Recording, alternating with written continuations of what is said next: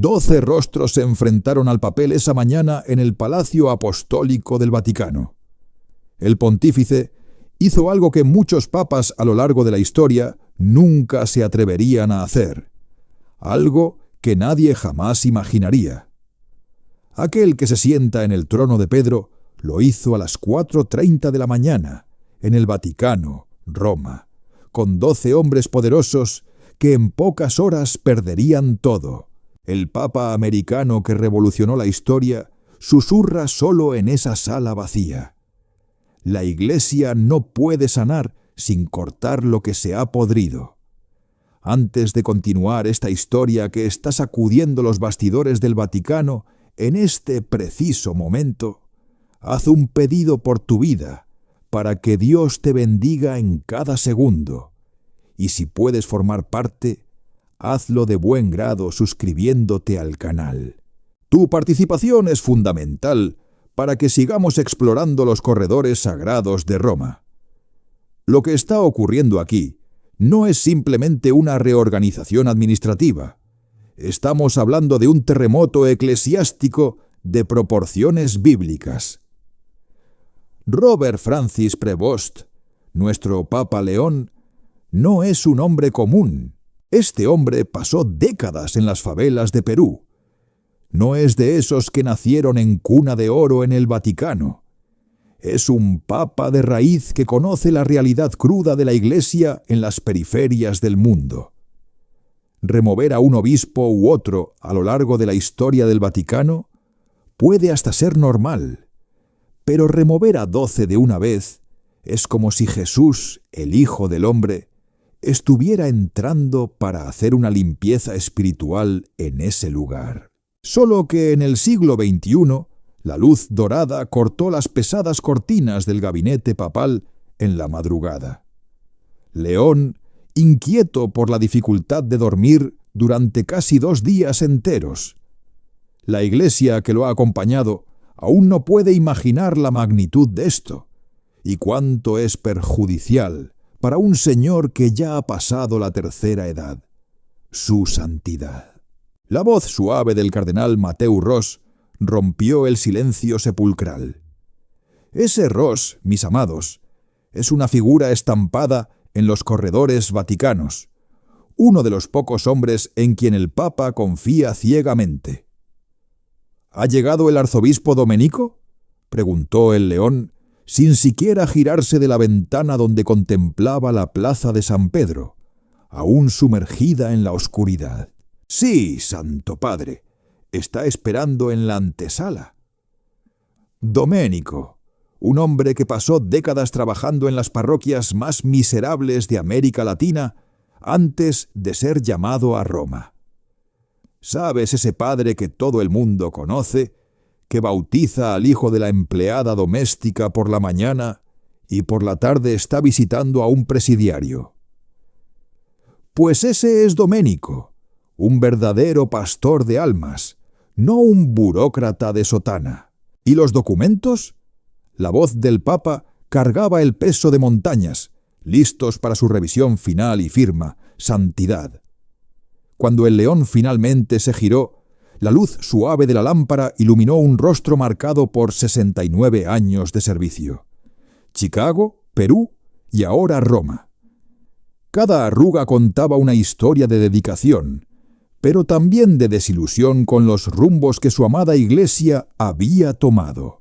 Necesito explicarte de una forma simple y rápida sobre la jerarquía católica.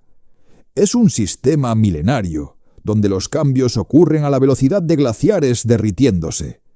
Pero el Papa León estaba a punto de tomar un martillo y romper todo el hielo de una vez.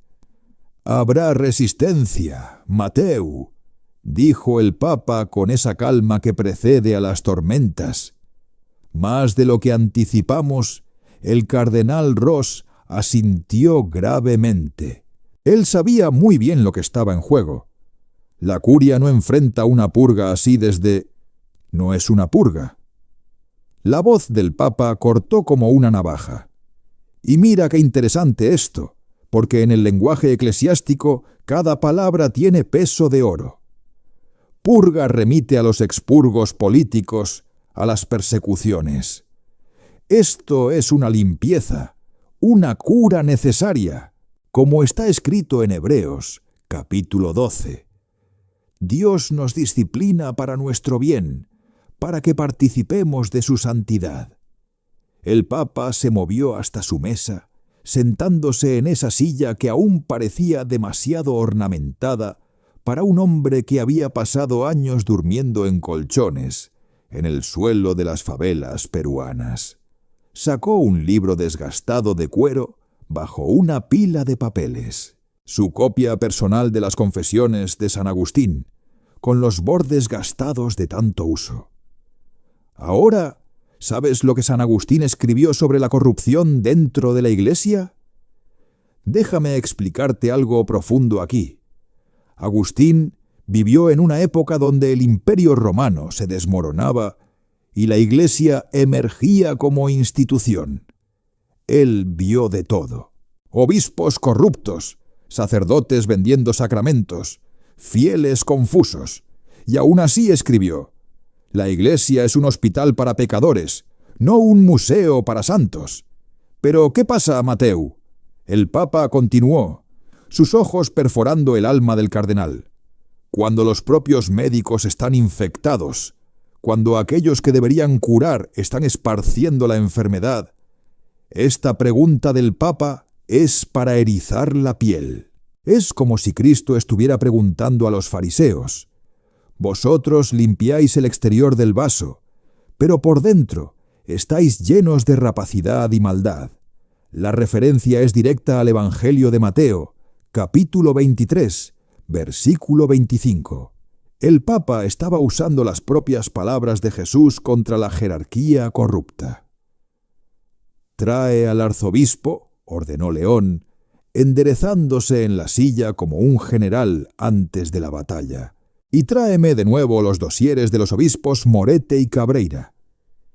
Quiero revisar las evidencias una última vez». Morete y Cabreira. Dios mío, si supieras la mitad de lo que estos tipos han hecho. Estamos hablando de desvíos millonarios, encubrimiento sistemático de cosas que no son lícitas mencionar. Una red de protección que haría sonrojar a la mafia. Y mira que esto no es exageración periodística, no. Los documentos que se filtraron después muestran transferencias bancarias, correos electrónicos codificados, un esquema digno de una película de suspense. Cuando Ross se movió hacia la puerta, el Papa lo llamó. «Mateu, pide al padre Ignacio que prepare el comunicado a la prensa. Necesitaremos actuar rápido tan pronto como las notificaciones sean entregadas». El día que sacudiría las fundaciones de la Iglesia Católica había comenzado. En 6 horas, 12 obispos, hombres de poder e influencia dispersos por 3 continentes, serían removidos de sus posiciones, despojados de su autoridad. Las acusaciones iban desde corrupción financiera hasta la protección sistemática de violaciones, desde el cuestionamiento teológico de la autoridad papal hasta obstrucción de justicia. Durante 5 meses, el equipo de León había trabajado en las sombras, como esos espías del Vaticano que vemos en películas, pero era real. Investigadores infiltrados, documentos secretos siendo analizados, una operación digna de la CIA, solo que dentro de la Santa Sede. Lo que descubrieron confirmó las peores pesadillas del Papa, una red de protección y silencio que alcanzaba los más altos escalones del gobierno eclesiástico. En la noche anterior, León había pasado horas arrodillado en su capilla privada. La escena, según relatos de quienes estaban cerca, era para partir el corazón. Un hombre de casi 70 años, postrado en el suelo frío de mármol, lágrimas corriendo por su rostro mientras imploraba: «Hágase tu voluntad, no la mía». Es el mismo clamor de Cristo en Getsemaní, un clamor divino de alguien que lucha por la justicia divina. Lucas 22, versículo 42. El Papa estaba literalmente reviviendo la agonía de Jesús antes de la crucifixión, pero no hubo voz divina respondiendo del cielo. Solo esa certeza inquebrantable en su corazón de que el camino adelante, por más doloroso que fuera, era el único posible. Es como dice Proverbios 21, versículo 3. Hacer justicia y juzgar con rectitud es más aceptable al Señor que ofrecer sacrificios. Ahora, cuando el arzobispo Domenico entró con una reverencia respetuosa, el Papa sabía que no había vuelta atrás. La historia lo juzgaría por el trabajo de este día. Algunos lo llamarían destructor de tradiciones, otros quizás reformador. Pero en este momento, preparándose para firmar los documentos que acabarían con las carreras eclesiásticas de 12 hombres poderosos, se pensaba a sí mismo simplemente como un siervo, un pastor protegiendo a su rebaño de lobos vestidos con piel de oveja. Y lo que seguiría momentos después fue revolucionario. «Siéntate, Federico», dijo al arzobispo, usando su nombre de bautismo en una demostración de proximidad que era rara en el protocolo vaticano. «Tenemos mucho que discutir antes de que el mundo despierte». ¿Y qué mundo sería ese que despertaría? Un mundo donde la Iglesia Católica, por primera vez en generaciones, admitiría públicamente sus fracasos más profundos. Un mundo donde cardenales poderosos temblarían en sus palacios episcopales.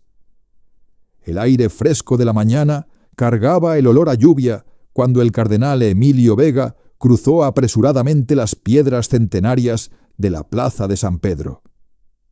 El cielo arriba estaba gris, pesado con nubes que reflejaban el peso en su pecho. Como prefecto de la Congregación para los Obispos, cargo que, para quien no sabe, es básicamente ser el RRIHH de los obispos del mundo entero. Él debería haber sido uno de los primeros en saber de los planes del Papa. En cambio, lo había descubierto a través de una llamada desesperada de un colega en Madrid apenas 20 minutos atrás. «Está ocurriendo, Emilio. El Papa está removiendo a 12 de una vez». ¡12! La voz del otro lado de la línea estaba en pánico. Y con razón. La última vez que algo remotamente similar ocurrió, estábamos en el siglo X y la Inquisición aún quemaba gente en plaza pública. Dentro del Palacio Apostólico, la atmósfera estaba cargada con una tensión que se podía cortar con un cuchillo. Los funcionarios se movían por los corredores con prisa inusual, sus voces reducidas a susurros. Todo el mundo sabía que algo grande estaba pasando, pero nadie osaba hablar abiertamente. Así es como funciona el Vaticano, mis amados. 1000 años de secretos guardados entre paredes de mármol. Cardenal Vega. La voz lo detuvo en medio del paso. El cardenal Ross estaba en la entrada de un corredor lateral, su expresión indescifrable como la Mona Lisa. El Santo Padre solicita su presencia inmediatamente. Vega sintió la boca seca como el desierto del Sahara. Cuando el Papa te llama así, sin aviso, o vas a ser promovido, o vas a ser degollado. Y por el clima tenía certeza de cuál de las dos opciones le esperaba. Mientras el cardenal Vega, pálido y derrotado, enfrentaba su juicio particular en los aposentos papales, la tormenta que el Papa León había desatado se extendía por el globo. Era una onda de choque perfectamente cronometrada, como las trompetas de Jericó derribando murallas que parecían inquebrantables.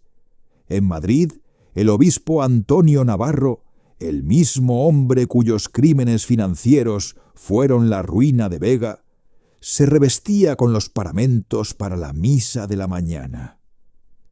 El brillo del oro en su casulla parecía burlarse de la solemnidad del momento, cuando el nuncio apostólico, el embajador del Papa, entró en la sacristía. «¡Excelencia!». El nuncio comenzó, su voz temblando levemente. «Traigo una comunicación urgente de su santidad. Puede esperar hasta después de la misa».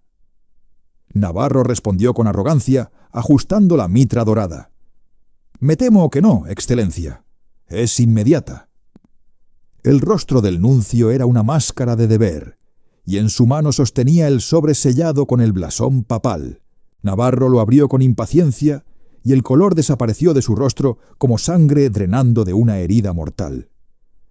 «Esto es imposible», tartamudeó, las manos temblando. «Tengo amigos, tengo protección, el cardenal Ferreiro». «El cardenal Ferreiro no puede ayudarlo ahora». El nuncio dijo gravemente: «Las palabras del Señor en Lucas 12, versículo 2. Se cumplen hoy. Nada hay encubierto que no venga a ser revelado, ni oculto que no venga a ser conocido». El orgulloso prelado que comandaba su diócesis como un feudo se derrumbó en una silla. Los paramentos sagrados olvidados en su regazo, manchados ahora con las lágrimas de un hombre que construyó su reino sobre arena movediza. En Milán, el arzobispo Giovanni Moretti, un hombre famoso por sus cenas extravagantes con los varones industriales de la ciudad, levantaba una copa de prosecco en un brindis. A los negocios sagrados y profanos brindó con una sonrisa cínica, provocando risas nerviosas entre sus invitados millonarios. El desayuno para donantes ricos estaba en pleno apogeo cuando su secretario, el padre Lorenzo, se acercó, el rostro pálido como cera. «Excelencia», Lorenzo susurró urgentemente, «necesito hablar con usted. Es sobre Roma». «Roma puede esperar». Moretti respondió irritado.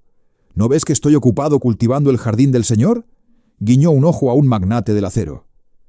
«Monseñor», Lorenzo insistió, su voz quebrándose, «el Santo Padre, él ha tomado medidas. Usted ha sido...». No pudo terminar la frase. La sonrisa de Moretti se congeló como una máscara de porcelana a punto de romperse. «¿Qué?». Su voz era un susurro ronco. «Removido, Excelencia». «Efectivo inmediatamente. La Congregación para los Obispos ya nombró un administrador apostólico». Moretti se levantó abruptamente, derribando su copa. El prosecco se extendió por el mantel de lino blanco como sangre, en un altar profanado. «Esto es un golpe, una conspiración jesuita», gritó, su rostro poniéndose púrpura. «Yo di millones al Vaticano, construí hospitales y...». El Señor dijo. Lorenzo respondió con coraje súbito: «¿De qué aprovecha al hombre ganar todo el mundo y perder su alma?». Marcos 8:36. «Excelencia». Moretti miró a su secretario como si lo viera por primera vez. «¿Tú sabías y no me avisaste?». «Yo le avisé, monseñor, muchas veces, pero usted eligió no oír. Como está escrito en Jeremías 5:21. Oíd esto, pueblo necio y sin entendimiento, que tenéis ojos y no veis, que tenéis oídos y no oís». En Boston, el cardenal Patrick Sullivan estaba en su lujosa oficina cuando su asistente entró corriendo sin siquiera llamar. «Eminencia, noticias terribles de Roma. O'Sullivan». Un hombre corpulento con el rostro enrojecido, de quien aprecia demasiado el whisky irlandés, frunció el ceño. «¿Qué diablos está pasando, Murphy?». «Es el Papa, Eminencia. Él está limpiando la casa. 12 obispos ya han sido removidos, y hay rumores». «¿Rumores?». O'Sullivan se levantó, sus manos pesadas golpeando la mesa de caoba. «Que usted podría ser el siguiente.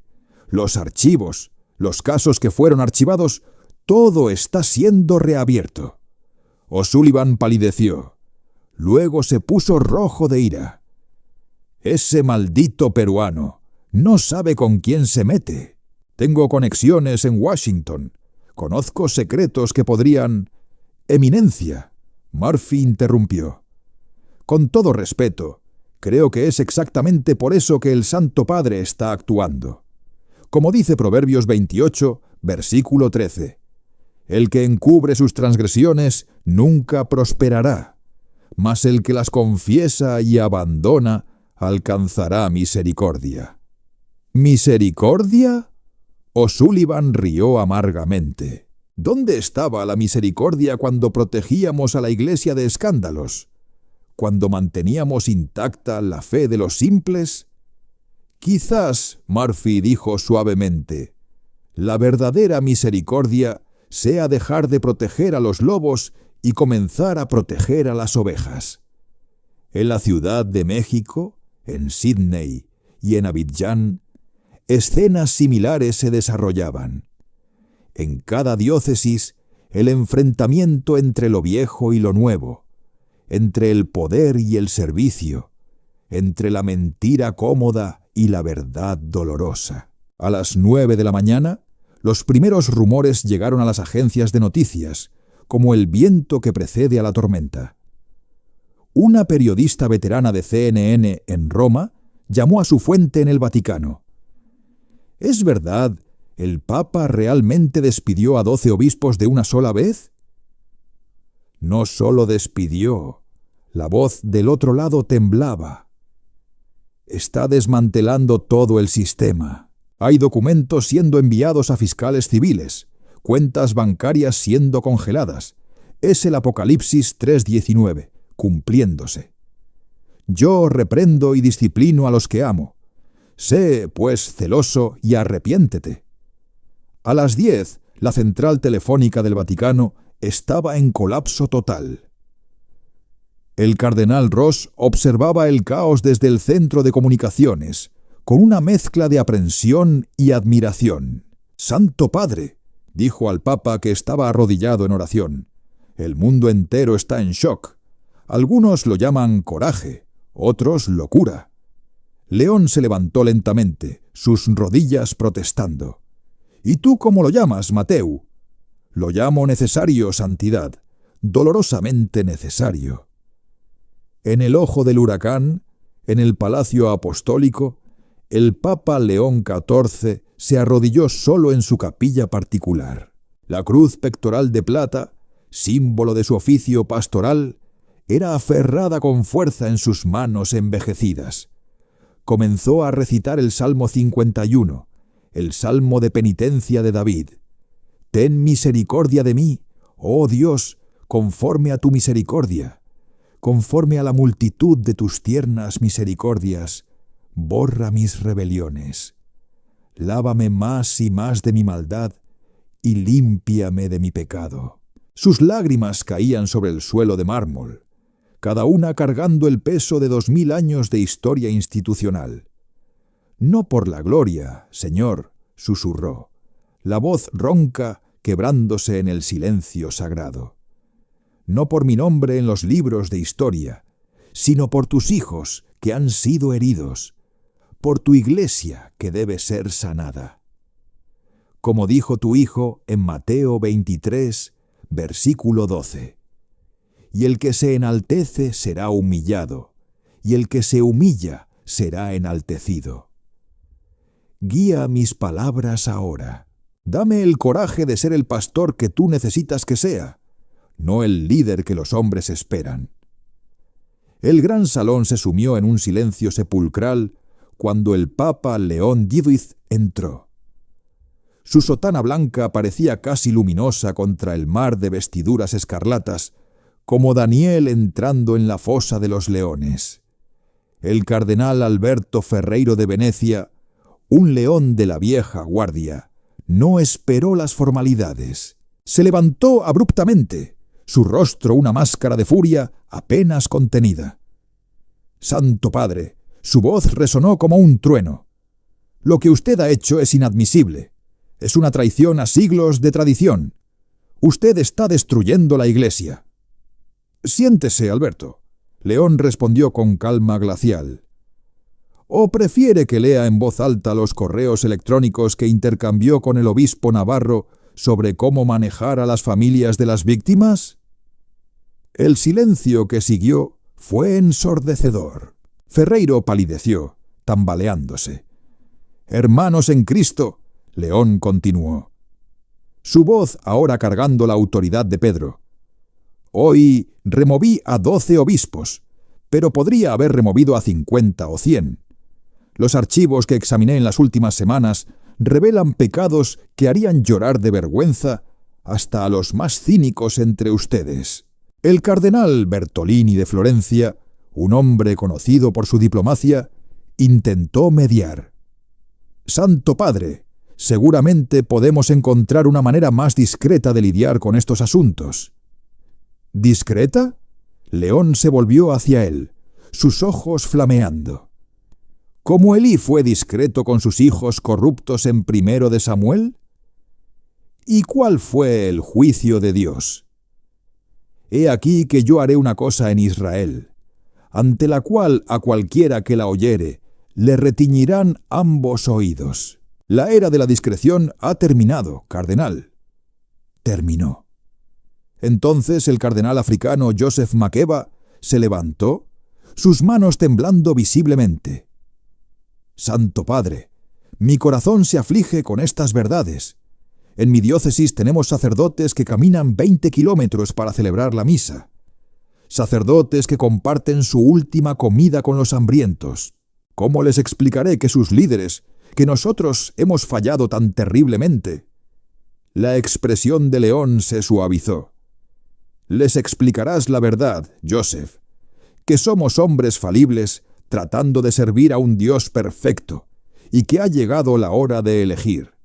¿Servimos a César o a Cristo, al poder o al Evangelio?», como está escrito en Josué 24, versículo 15. «Elegid hoy a quién serviréis». El cardenal Raimondo de París, un intelectual respetado, se levantó lentamente. «Santo Padre, usted habla de elecciones, pero lo que usted está haciendo no es elección, es demolición. Usted está dando munición a nuestros enemigos». «¿Nuestros enemigos?», León respondió. «Nuestros verdaderos enemigos no son los ateos o los secularistas, Raymond. Son la arrogancia, la avaricia y la cobardía que hemos permitido florecer en nuestro medio. Como dijo San Pablo en Efesios 6, versículo 12. Nuestra lucha no es contra sangre y carne, sino contra los principados y potestades, contra los gobernadores de las tinieblas de este siglo. «¿Pero a qué costo?», gritó el cardenal Antonelli de Nápoles. «¿Cuántos fieles perderemos? ¿Cuántas vocaciones serán destruidas? ¿Y cuántas almas ya hemos perdido protegiendo a predadores?». León replicó, su voz elevándose por primera vez.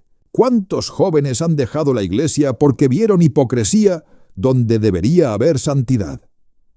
Mateo 18, toto 6.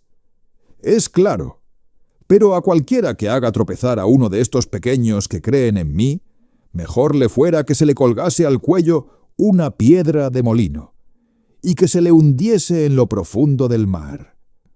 Un murmullo recorrió la sala. Algunos cardenales asintieron con la cabeza en acuerdo vacilante. Otros apretaban los puños en resistencia silenciosa. El cardenal Boic de Polonia, un hombre que había sobrevivido al comunismo, se levantó con dificultad, apoyado en su bastón. «Santo Padre, he visto a la Iglesia sobrevivir a Stalin y Hitler. Pero me pregunto si sobrevivirá a esto. ¿Sobrevivirá a Estanislao?». León respondió con convicción férrea. «Porque la Iglesia no está hecha de palacios y protocolos, está hecha de fe, esperanza y amor. Como prometió nuestro Señor en Mateo 16, versículo 18. Las puertas del infierno no prevalecerán contra ella. Pero primero debemos sacar el infierno de dentro de ella».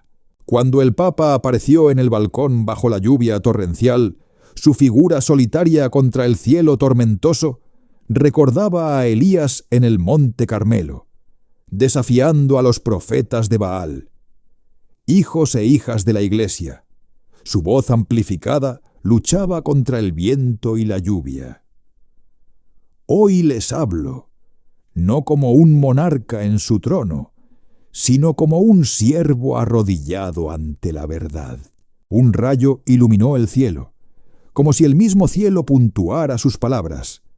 Por décadas elegimos proteger la institución en vez de a las personas.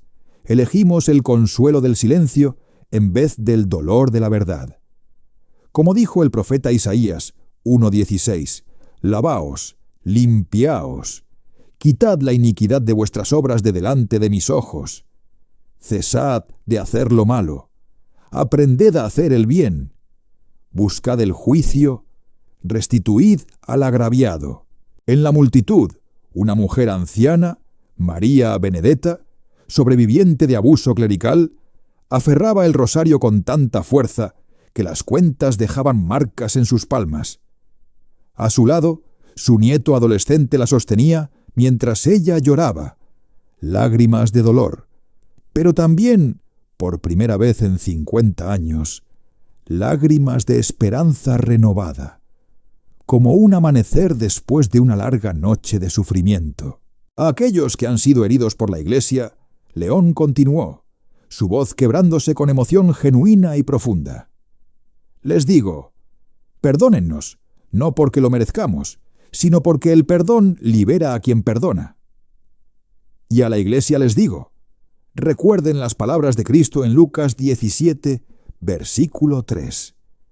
Si tu hermano peca contra ti, repréndele, y si se arrepiente, perdónale. En ese momento, en las profundidades del Vaticano, el cardenal Vega estaba en su celda temporal, escuchando el discurso por radio.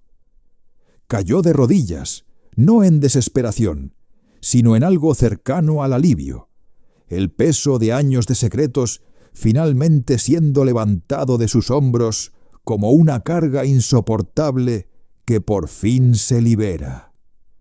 «Dios mío», susurró con voz temblorosa, «¿cómo nos perdimos tanto en este laberinto de poder y engaño?» Horas más tarde, en los aposentos papales, el Papa León estaba exhausto, pero resuelto, su espíritu inquebrantable a pesar del cansancio físico que lo invadía. El cardenal Ross entró con noticias preocupantes. «Santo Padre, el cardenal Ferreiro ha convocado una reunión de emergencia. Está citando el Código de Derecho Canónico, alegando que sus acciones exceden su autoridad. Hablan de convocar un concilio para cuestionar su sanidad mental». León sonrió tristemente, con una sabiduría que venía de años de lucha en las periferias. Como los fariseos cuestionaron la sanidad de Cristo cuando expulsó a los mercaderes del templo. «Déjalos conspirar, Mateu. La verdad no teme el escrutinio, pero santidad. Ellos tienen influencia, dinero, conexiones, y nosotros tenemos algo más poderoso». León interrumpió con firmeza. «Tenemos la verdad y el coraje de decirla. Como dijo Juan 8, conoceréis la verdad, y la verdad os hará libres». Cuando llegaron al refugio en Trastevere, la hermana Lucía casi se desmayó al reconocer al Papa bajo la simple sotana negra. «Santidad, no estamos preparados. El lugar está sucio». Los pobres, León la interrumpió gentilmente con una calidez que irradiaba de su ser. «Son el tesoro de la Iglesia», como dijo San Lorenzo cuando el emperador exigió los tesoros de la Iglesia. «Déjame servirles». Un hombre sin hogar, Giovanni, un veterano de guerra con cicatrices profundas en el rostro y en el alma, observó con desconfianza mientras el Papa se acercaba. «¿Tú eres realmente el Papa?», preguntó con escepticismo, sus ojos endurecidos por años de abandono. «¿Qué quiere el gran jefe de la Iglesia con basura como nosotros?». «No soy un gran jefe», León respondió, arrodillándose ante él con humildad profunda. «Soy un siervo, y tú no eres basura. Eres hijo de Dios, amado y precioso». Como dijo Jesús en Mateo 25, «De cierto os digo que en cuanto lo hicisteis a uno de estos mis hermanos más pequeños, a mí lo hicisteis». Mientras lavaba los pies heridos de Giovanni, el Papa comenzó a llorar abiertamente, lágrimas que brotaban de un pozo de arrepentimiento genuino. No eran lágrimas de piedad superficial, sino de remordimiento profundo por todos los años en que la Iglesia había construido palacios, mientras Cristo dormía en las calles en la persona de los pobres y marginados. Giovanni, sorprendido por las lágrimas, colocó su mano callosa en la cabeza del Papa. «¡Hey, padre! ¿Está todo bien? Todos cometemos errores. Gracias, hijo mío». León susurró con voz entrecortada. «Gracias por la absolución que me das en este momento de gracia». Un joven voluntario, Marco, incapaz de contener su emoción, dijo en voz alta: «Es como Juan XIII, la última cena». «No», corrigió una vieja monja, la hermana Carmela, que servía allí hacía 40 años con dedicación incansable. «Es como debería haber sido todos los días de los últimos 2000 años, un recordatorio vivo del Evangelio en acción». En ese momento, el teléfono de Marco capturó la imagen que correría el mundo. El Papa de rodillas, sus manos gentiles sosteniendo los pies heridos de un hombre olvidado por la sociedad, lágrimas mezclándose con el agua en la palangana. La leyenda que Marco escribió era simple y profunda. Isaías 52. Cuán hermosos son sobre los montes los pies del que trae alegres nuevas. La jornada de regreso había comenzado no en un palacio opulento, sino en el suelo frío de un refugio humilde, no con decretos imperiales, sino con una toalla y una palangana, no con poder terrenal, sino con lágrimas de arrepentimiento y actos de amor incondicional que tocan el alma. Como dijo el Papa al despedirse esa noche lluviosa, con el corazón lleno de esperanza renovada: la Iglesia que Cristo fundó nació en un establo y creció en las casas de los pobres. Es hora de volver a casa, de redescubrir nuestras raíces en la humildad y el servicio.